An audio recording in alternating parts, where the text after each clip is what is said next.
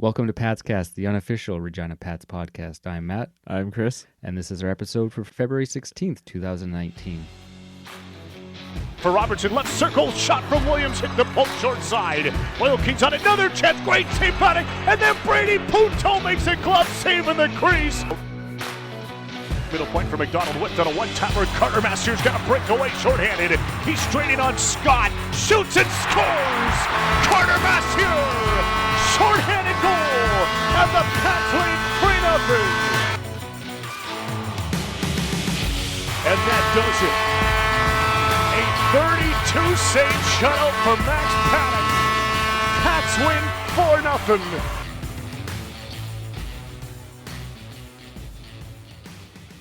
We got a good episode for you today, you guys. 2 games that we played this week, a couple coming up next week.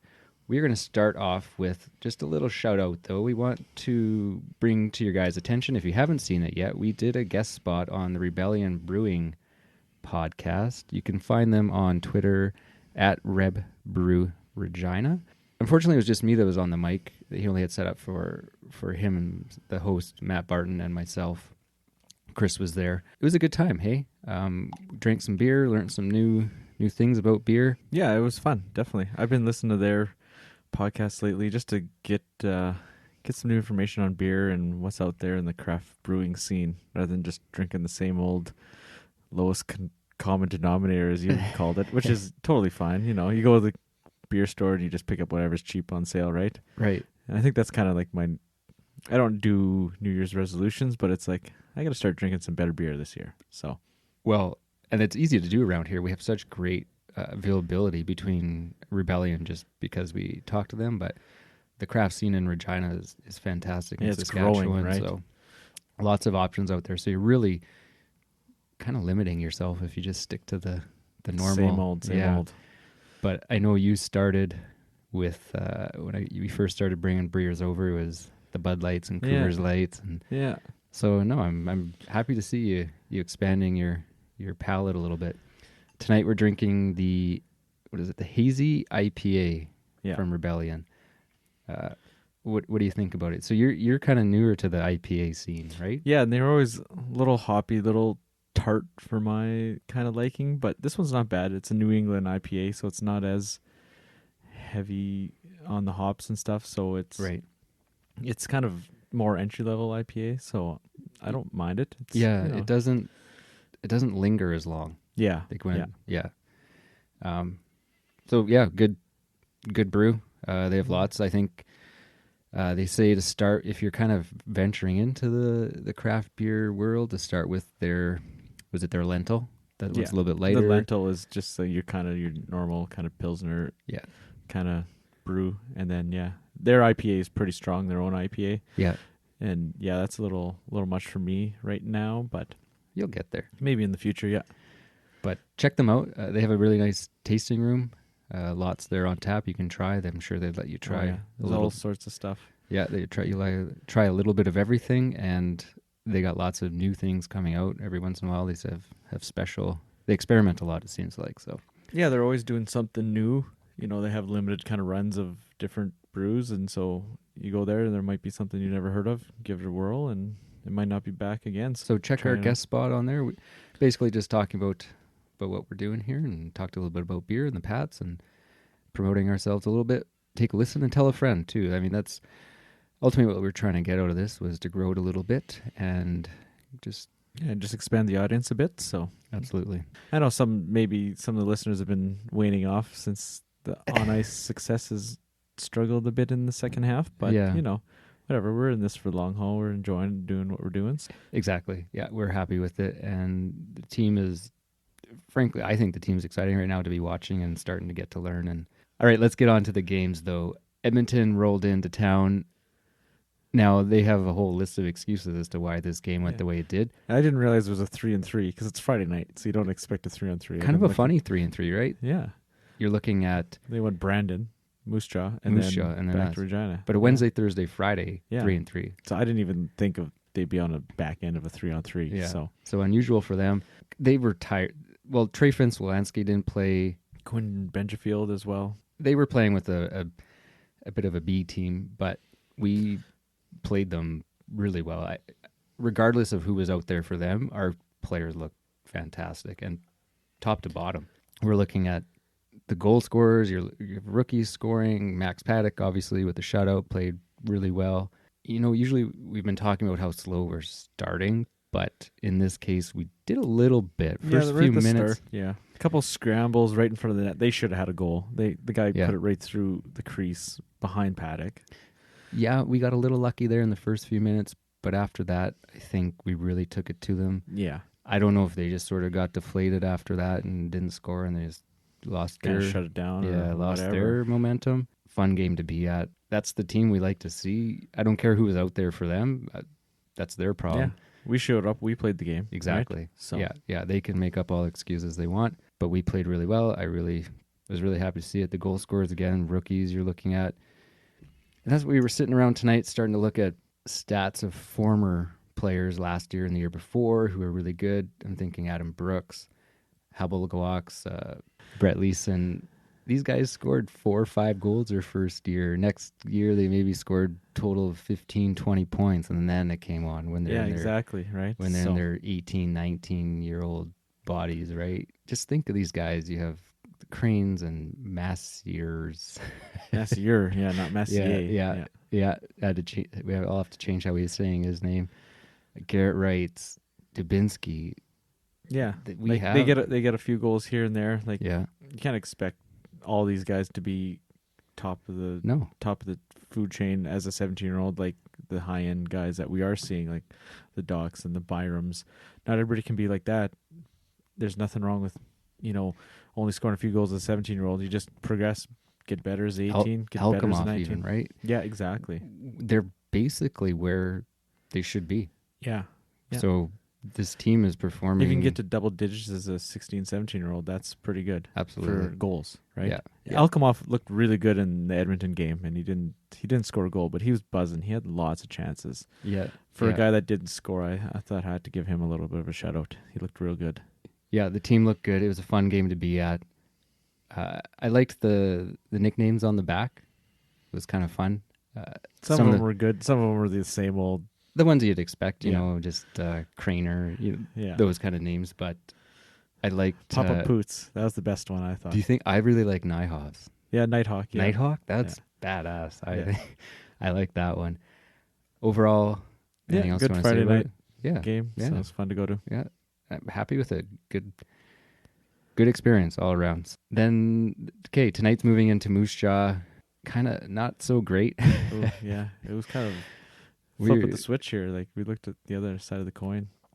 And I don't know if it's as much as Moose Jaw looked playing. Much better. Yeah, they look good. They look like a good team tonight. They look like a playoff team that's going to make a run. And on the broadcast with DuPont, they were talking how it's really shaping up that it's going to be Saskatoon and Moose Jaw in that first round, and that's going to be the 2-3 matchup. Yeah, that's going to be a good one. And I know we were on the other end of it last year, right, with the playing 2-3 and kind of complaining about it, how it's two really good teams playing each other first round. Yeah.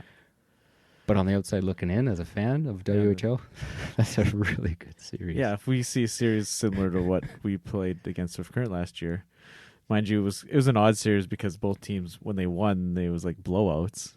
Except for the 7th game, right? It was a close game, but the series itself was unusual. Yeah, but it was a good series, right? Really good, and I think we might see a really good one.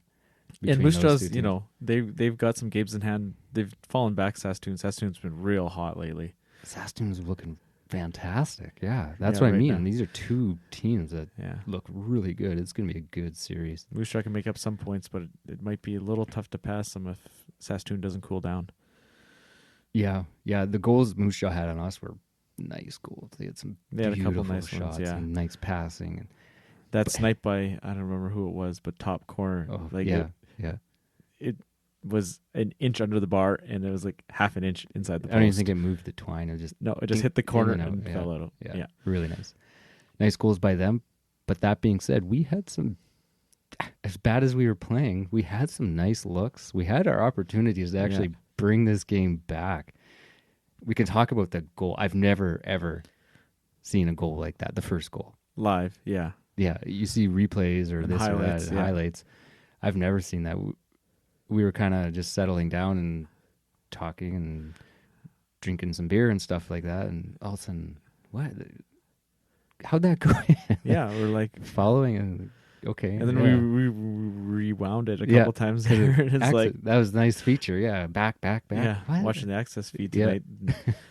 And we're like, okay, yeah, no. And then it just curled and got on its edge and just went into the net. Like it was going totally Did wide. it start on its edge too? Not at first, no. Didn't it look hopped like up. it. So it somehow got Yeah. from flat to edge, and then just nice English, perfect curl on there.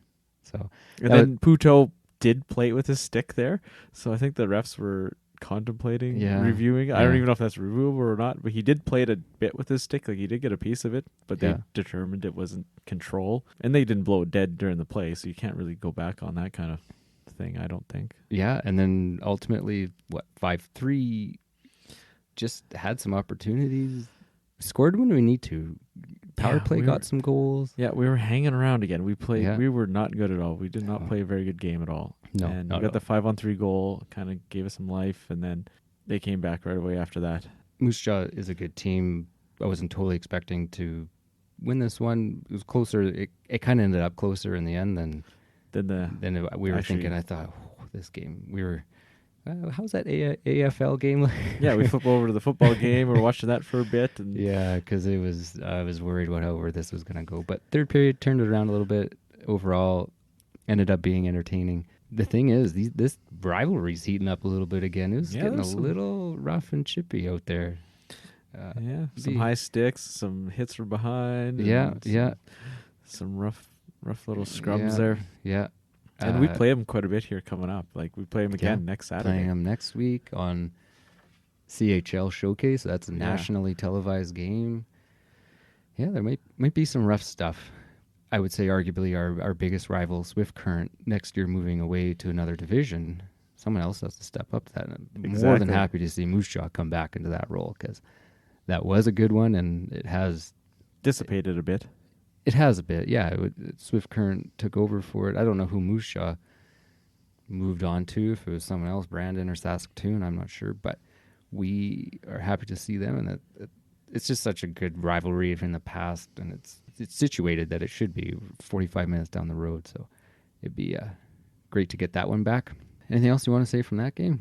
Kind of going back to the Edmonton situation there, they had some injuries, and they said, we had to put in the backup, and our starter wasn't ready. Well, in Moose Jaw on Thursday night, they picked up Matthew Pizzenti, our third string goalie, or third/fourth, whatever, and he was emergency backup for Edmonton in the Moose Jaw game. So he wasn't listed on the roster or on the score sheet, and that's bizarre. To me. I know. So what if he would have got their starter would have got hurt? Yeah, exactly. What if he would have played? So I don't know. Yeah, I don't know. That's odd. That was kind of an odd thing. So, but I mean, their starter was back against us, but he didn't start. He ended up coming in late second there. There's no way they would have ever had Pizzenti as their backup against us. Yeah, that's no way. I tweeted that out. I was like, "Is he going to back up against us?" Like that could not have happened. There would have to be some sort of rule against that. Yeah, I had no idea. I've never seen that where a team takes another team's goalie, AP or not, right? Right. All right, let's look around the league here, talk a little bit about the past week. Can't forget we got to give a shout out to Logan Nyhoff. He was our pizza delivery boy on, what day was that, Wednesday? Wednesday, yeah. For the Western Pizza Heart and Stroke Foundation fundraiser, which is pretty cool. I got my order in. I ordered about 4 o'clock for a 6:30 delivery, which was good because I heard some people put in their delivery just when you'd normally kind of do it, and they waited for quite a while. So yeah, I bet. He was a good sport. My son was more interested in the pizza than Logan Nyhoff. Yeah, he's seen pizza. He's like, oh, food. Yeah, let's go. Yeah, no, it's cool to see him, especially since we talked about him just the last episode and how he's recognizable out there as a bit of a pest. But he was and then the leader post, Greg Harder, just did a little article on him, how he's excelling defensively as well. It's kind of in the spotlight right here. Yeah, he deserves to be. I think he could step up in the next few years and be be a key player for us. Some in-division news. Jeff K. Hamilton, he covers the Winnipeg Bombers and the Jets for the Winnipeg Free Press, and he noted that this week that the Ice will open the 2019-20 season with a home-and-home with Brandon, and he also said that they're going to be playing 10 times next year. Now that seems odd, because the US and BC teams, they'll play a couple teams 10 times, Yeah. but not in the 6-team division will teams play 10 times. Wow. So I don't know if they're catering to that matchup now or what. Like it seems like Sounds like it. Winnipeg is just getting this whole Kootenay Winnipeg thing is just a bad look again. Right. Like, and then I'm reading an article. Oh, we've sold, what is it, like 1,800 season tickets? Do you know that's only based off of a $50 deposit? yeah, exactly. It's not like and they haven't even announced prices. So how many people are going to be like, "Oh, you're charging how much?" Yeah. Because they're going to have to be a little more expensive because you're unless they're just operating at they'll be operating at a loss for regardless. sure. Yeah. With that many seats. But are you going to be operating at an even bigger loss?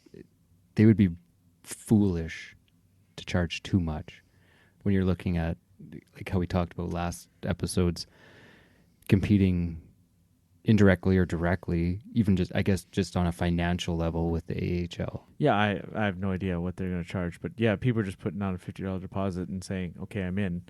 Hopefully, it's to their liking. Yeah, right. If they come back and put some tickets at like ours over 600, and that's low. Knows? That's low for the WHL. Yeah, we do have a lower ticket price. Right, entry for bronze is 360. Yeah. Yeah, I don't know. I'd be interested to see how But that yeah, goes. going back to the games, like when it was 72 games, the US and BC each played in division 10 times, each team in their division 10 times. And then they played 4 in the other division and then 1 against the other conference.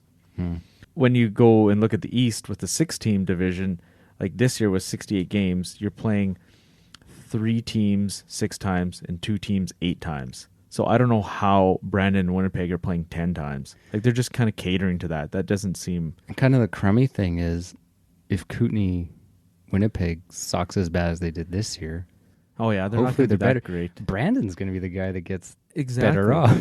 Well, that's what they were talking about this year, where Spokane gets to play Kootenay a few extra times this year, whereas the other U.S. division teams have to play in division more often, right? Mhm. Rather than Spokane, they get to kind of scoop up a few extra wins against Kootenay, right?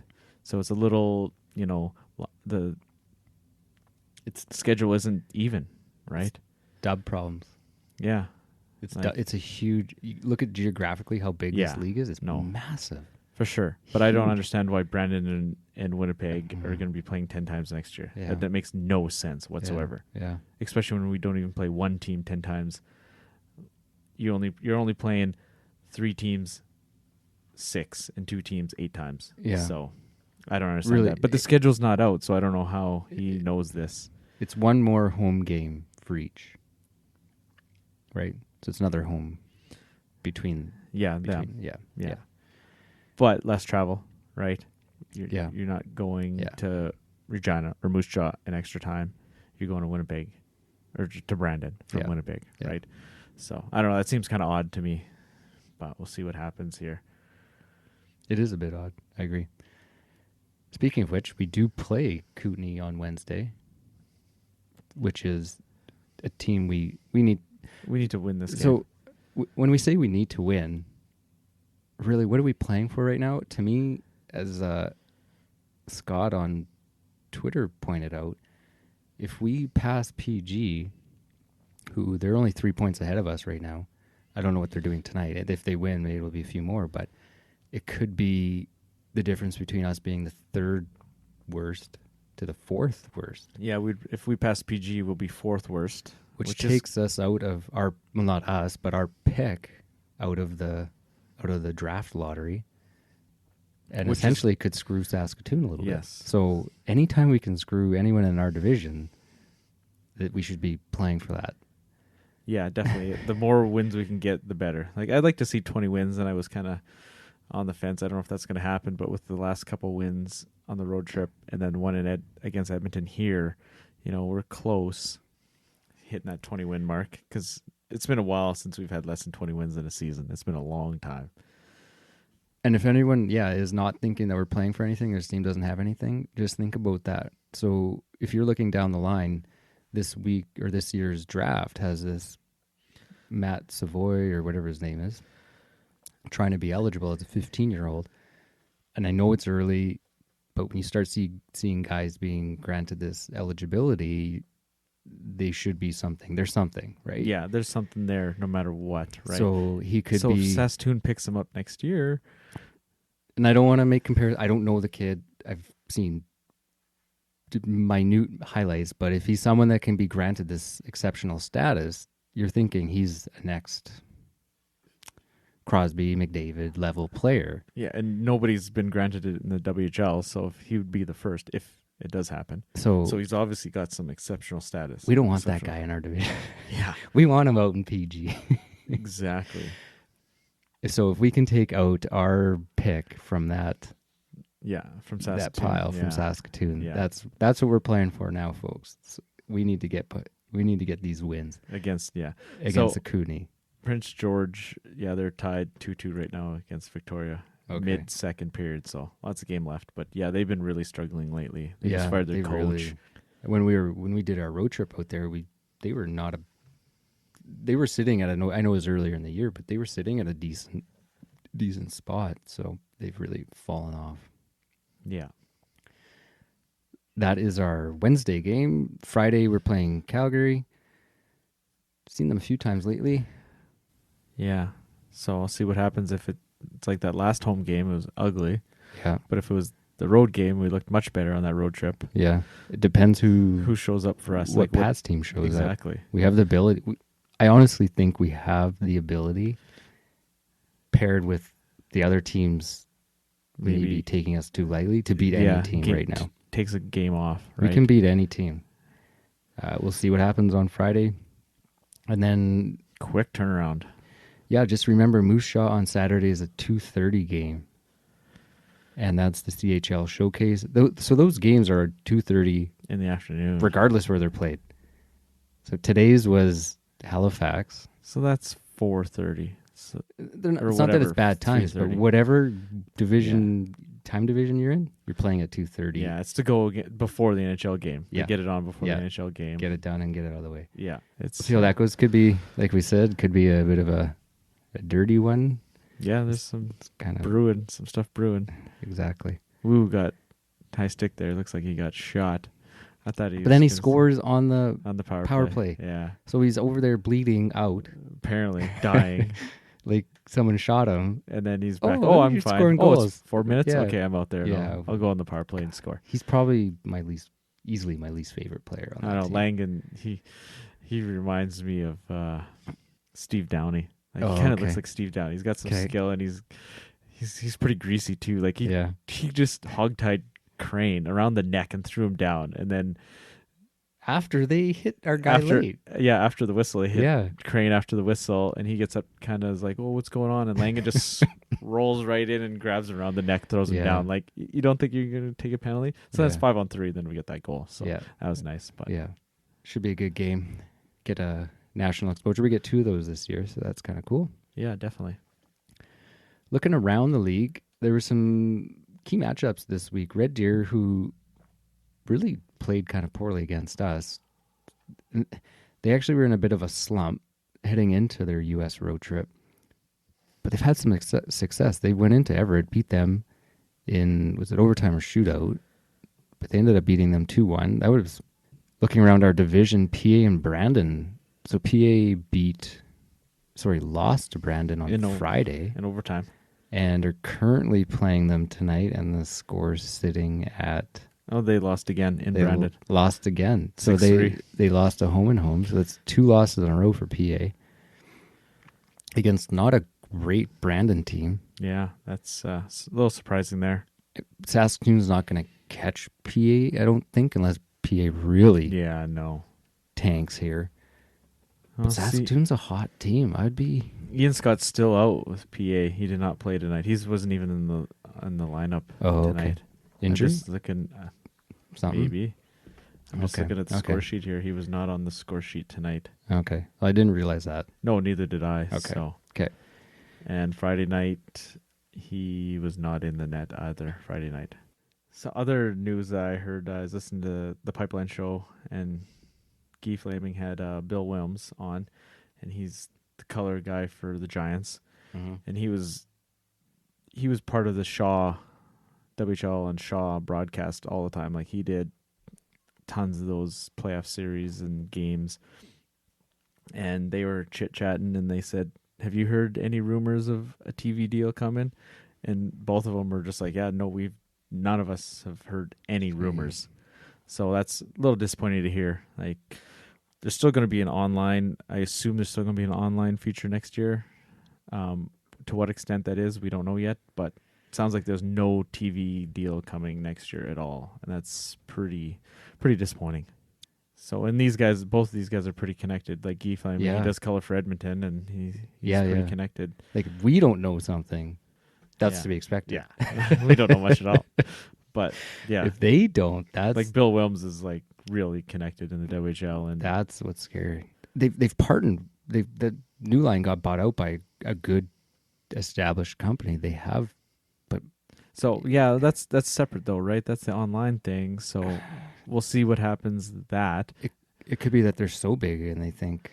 But you look at the OHL, like they got their online streaming, but almost every team has TV broadcast. Like Steve McLean from the OHL Fanboys, he tweeted out the other day, he's like, what? The game's not on TV? Like, what's going on here? And we're like, hashtag WHL problems. Yeah. Like, no game is on TV. Access broadcasts tonight. What? The odd Regina game. a dozen or 20, Yeah. somewhere around 15. And I I'd think say. Seattle Everett or Seattle Portland, they kind of do a co-broadcast for some of those Once in a games. while. Okay. So there's a little bit out there, but There's hardly that's just any. local, right? Hardly any. Nothing. That's what's scary about it. If that company looks at it and says, well, OHL's covered, that's the biggest market. On that note, Sorry. on that note, we'll finish our Rebellion beer here and sign off for the night. We'll see you guys at the rink. Sounds good. Right, Good night. Kept in by Josh Brook. Top of the crease for Sterling. Hooked. Penalty coming to the pass. Now right point for Damon Hunt. Extra attacker on now for Moose Jaw. Brook at the line. Can't quite find it. Gets some help from Almeida. Almeida then plays it out inside his own blue line. Puck on edge. It's curling toward the empty net, and it's in! The Pets are going to get a goal on a delayed penalty against. That's unbelievable. I've never seen it live in my life.